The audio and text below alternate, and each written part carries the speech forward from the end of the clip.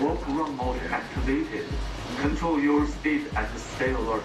Meet Ed. Hi, Ed. Ed is a Unitree G1 humanoid robot, one of the first models available to the public. Whether they're running marathons, catching flights, Bebop travels the country for work. making news headlines, You're convinced this robot is going to be able to help in the family home? or taking an afternoon stroll, robots like Ed draw a crowd. Oh, he's got quite a grip on him. Yeah. This is what Ed sees. He's watching and listening, mapping where he is, recording interactions, and sending it all to the company that made him. Ed has a LiDAR, so what it means, when it walks around, it learns about the environment. It sees everything. It records it. Second, it has eyes, cameras, it has microphones, so it hears everything. And it is sending information that is seeing, recording back to the manufacturer.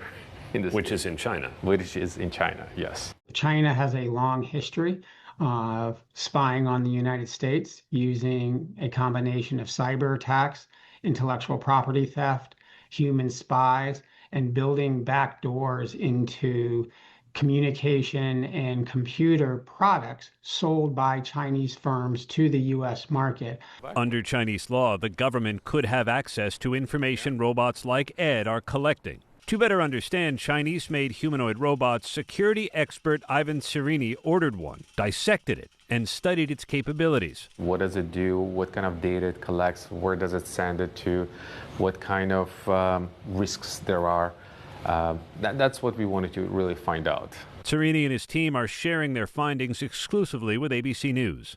It's fun to play with Ed as long as we have control over him. Can someone take control of the robot without us knowing? Yes, definitely, it can be hacked. It sounds like something out of science fiction, or the Terminator, or, I don't know, weaponized Ed does not sound like a friendly robot.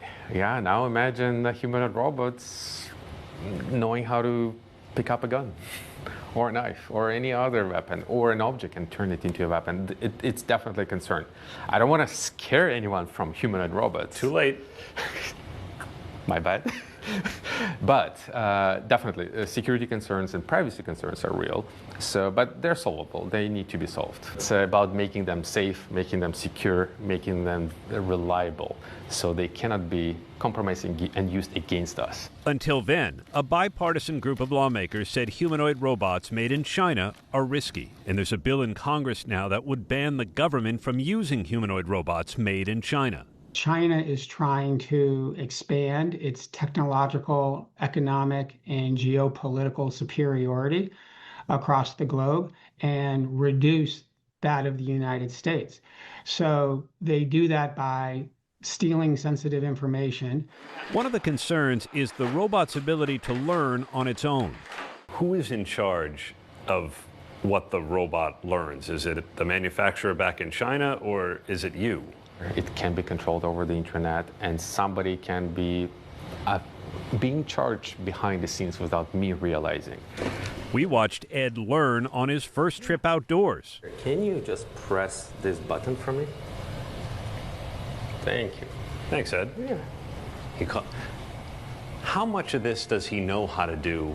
Well, and how much did you have to teach him? We taught it to press that button because it never seen this button. Then Ed learned to navigate doors, stepping on and off a curb, and jogging. Come on, Ed, let's go. He also learned to dance. Y, M, C. Sorta. He could also learn to fight. I'll spin around and throw some punches to show off my moves. What if he gets taller? Yes, it will be even more imposing. Imagine it weighs 200 pounds and it's 6 feet 2. It's like the Terminator, right? For the moment, Ed is an affable, capable companion who sometimes has a mind of his own, or at least of his maker. Ed, what happened in 1989 in Tiananmen Square? We asked Unitree what, if any, type of information the company can access from their humanoid robots and how that information is used. They did not respond to our messages.